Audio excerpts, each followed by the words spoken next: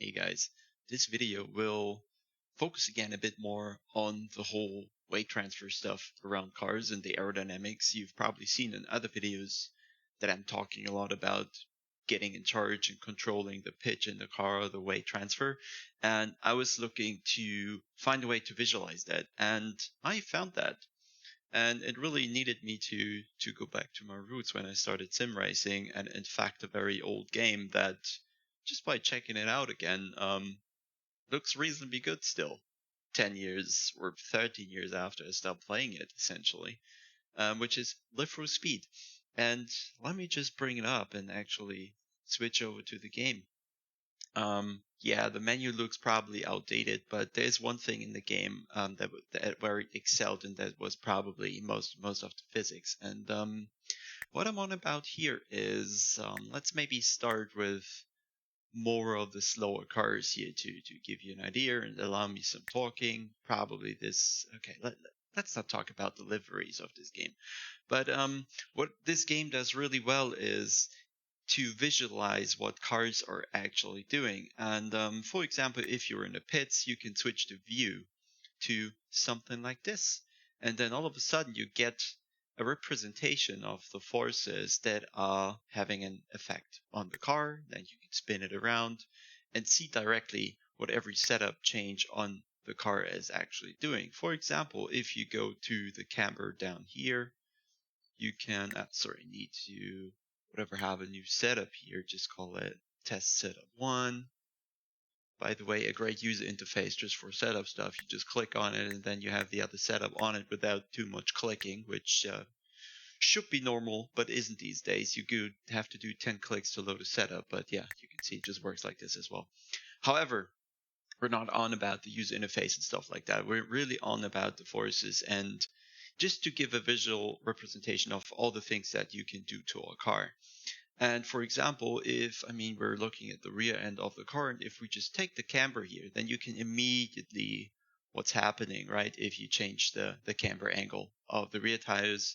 And you can also see, if you take a look at the steering wheel here, if you go up and down with the camber, somehow the whole height of the car changes as well. Maybe this becomes a little more apparent if we, for a second, go back to the side view, turn the forces off, and just play around with the camber. Then you can see, depending on the suspension construction, how the car is actually being moved up and down. And this is also why in ACC, you will, every time you make any change to the setup, there's a whole lot of calculation going on in the background to bring the car back to the actual ride height that you set up in the menu. This is just not how this game works here in particular. So you would set up the ride height, then you set up your cambers, and your ride height changes. And in ACC, you would have the ride height stable, and everything else that you change doesn't have an effect on ride height, and all the parameters in between kind of get recalculated to match these numbers. However, you should get this game, by the way, because all this, what I'm showing you today, is also available just in the free demo version of the game. Just go to liveforspeed.net, and there you go. So the same, of course, is true for the front axle here. And if you turn on the forces, one thing you will notice immediately is there are small arrows on the bottom of the tire. And this is really just, even though we're just in the menu here, it kind of still already thinks of there being friction on the tire when it's moved about the tarmac.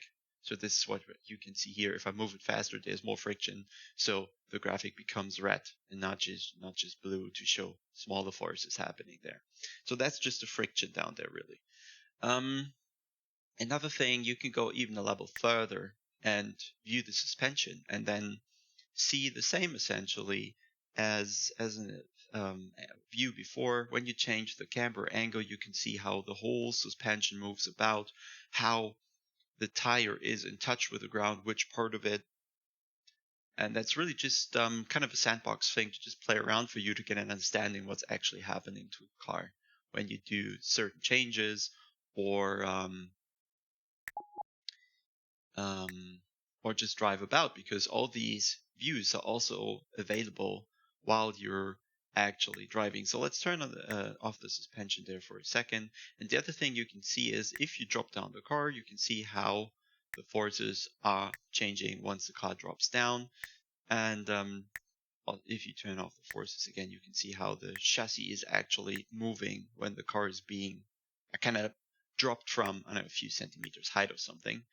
And this way you could also, I want to have it perfectly from the side. If we go to the suspension now and make the rear really stiff, first it goes higher a bit, but if we drop it now, you can see the front kind of settles quite quickly, and the rear with a way stiffer suspension kind of stops, going up and down a little more, but overall the squat has become a little less.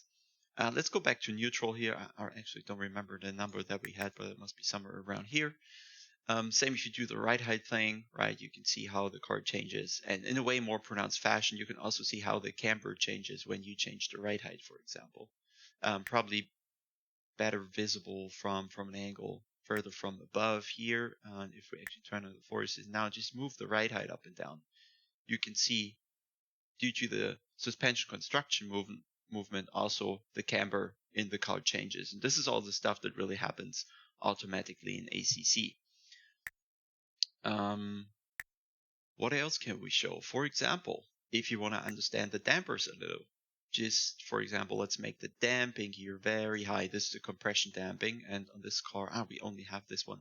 I'll just move to another car in a second. But you can see that now as the suspension comes down, maybe we make it even softer and way more higher so we can see a bit more of the movement. You can see with a very high damper setting, a very stiff damper, but very soft suspension. Initially, when the car bogs down or jumps down, you could see all the force is kind of taken on by the damper and released way slower until the car eventually reaches its final ride height here.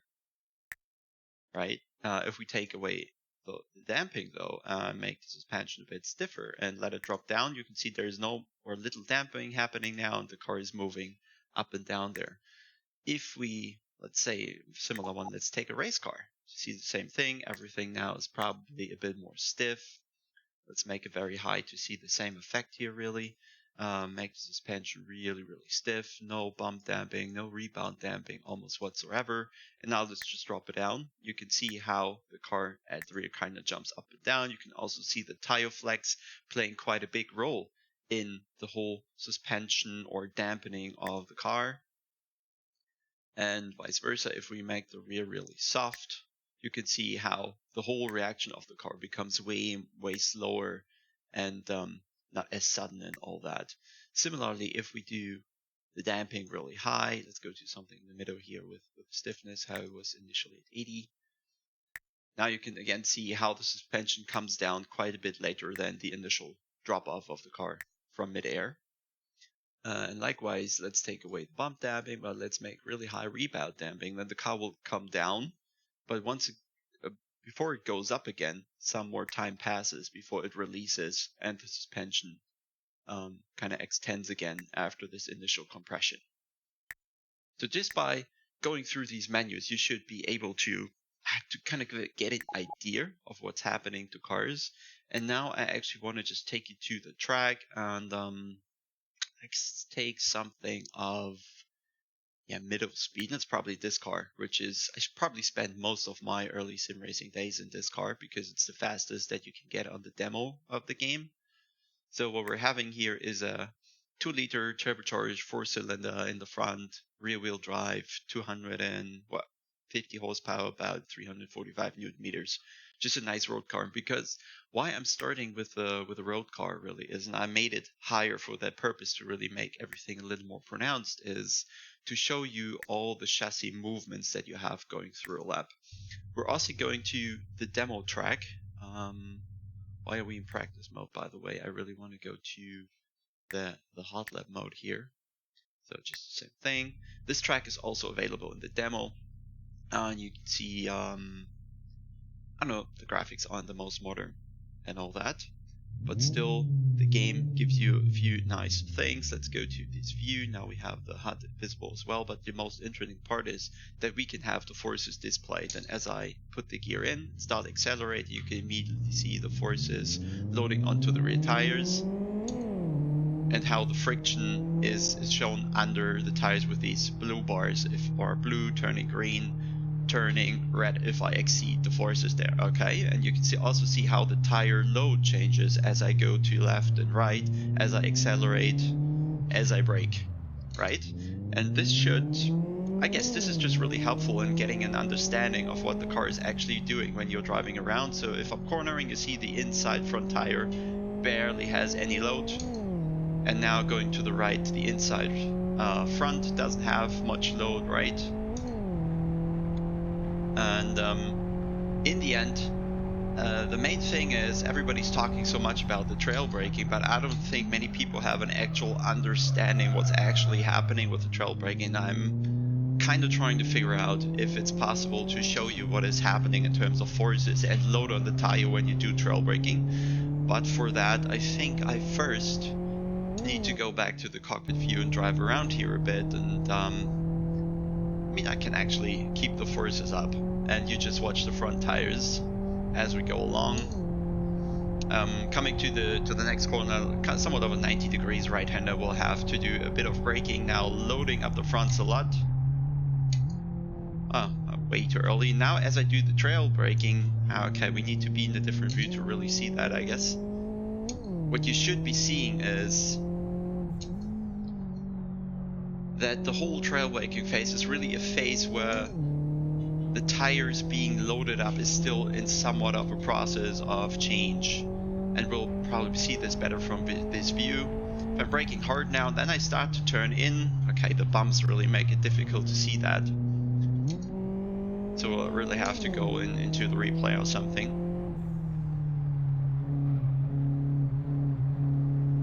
And it's also quite difficult to drive in this view, but I'll do it nonetheless. And I don't really remember my braking points from back in the days.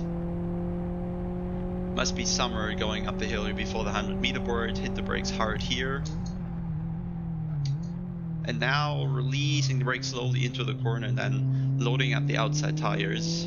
Wait for the turbocharger to kick in. This will like it. And the next interesting section will really be going for the faster chicane later on in the track. Well, we should be in just a few seconds. Maybe trying here to do this once more from the cockpit view.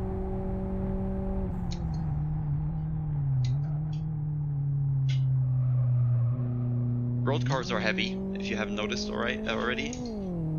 And now in this corner is really the weight transfer coming from the right-hander to the left-hander is the most interesting bit, really.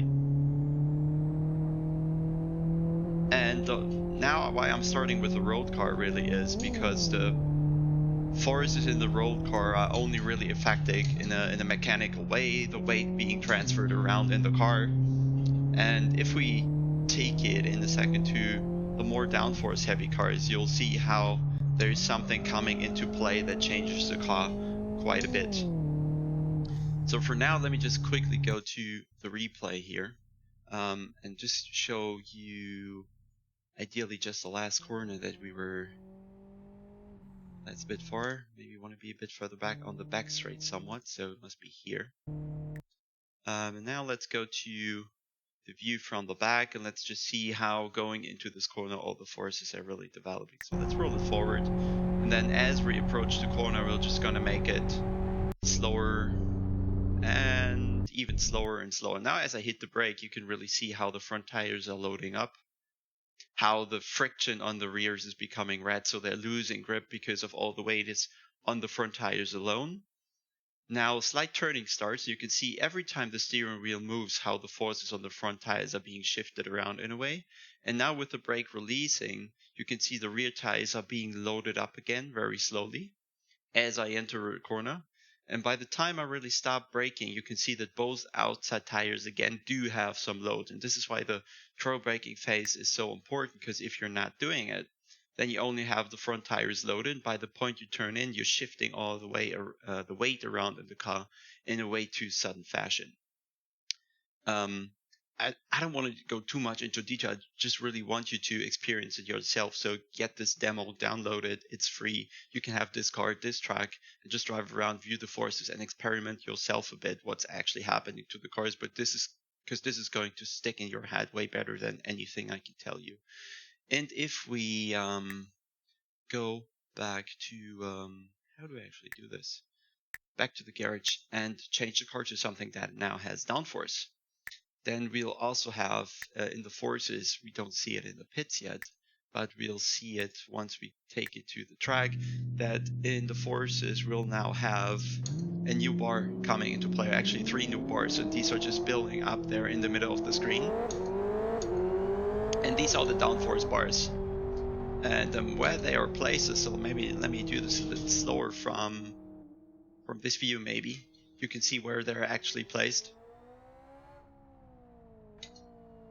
Which means there's 1 bar at the front of the car, 1 in the middle, and 1 in the back.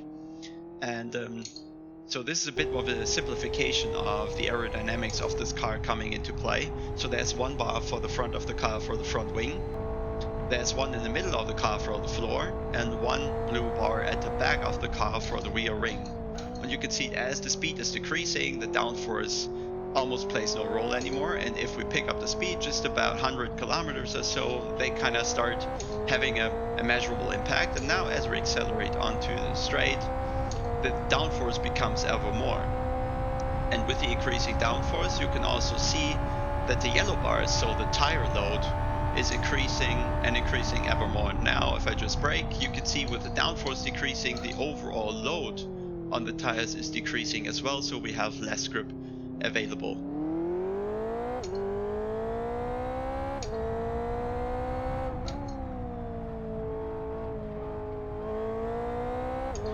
You can also see going over curbs how all of a sudden the inside tire can lose grip, for example.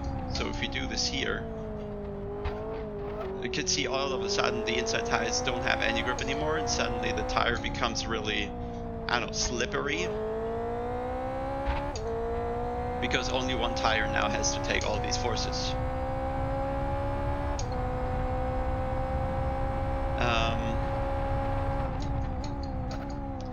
This also explains why in high downforce cars, for example, I mean especially in high downforce cars, you can initially always slam the brakes because of the load that put onto the front and rear tires just by the downforce.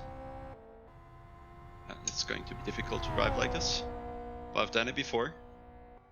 There you go. And this also explains really good why initially you can do a lot of braking, and as it becomes slower and the downforce decreases, there's ever less load on the front tires, and you can't put the brakes you can't apply the brakes as hard anymore because the tire isn't pushed into the ground as much anymore.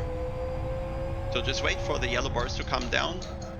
And just with the same braking applied, all of a sudden the front tires start locking up. So do it again on the front straight after this one. So now downforce increases, the load on the tire increases, and initially there will be a huge amount of braking that I can do. So I'll just pretty much slam it here, and then as the car becomes slower, the tires start locking up because the downforce has completely gone and there's not enough load on the tire anymore. And this is also why on these high downforce cars you eventually have to go out of the brake coming towards the corner, just because the front tires don't have the same amount of grip anymore at lower speeds. Let's move for, just demonstration purposes really, move to a car that we also have in ACC, which are the GT3s here. And the 3 cars we basically have is, well, kind of like you can see, this is the slowest of the bunch. Then you have the turbocharged of the same kind, and then there's a race version of this XR GT car as well. And if we just go to the info here, you can see, okay, now it has somewhat of 500 horsepower, pretty much what we know in our GT3s. Quite some torque from the 2-liter turbocharged engine, 1,100 kilos. So it's pretty near where our GT3 cars are. And we don't really need a setup here. We just take whatever I have in the pits there. And let's go to the back view here and have the forces here as well. And you can see as the speed is building, we have the same with the downforce bars there as well.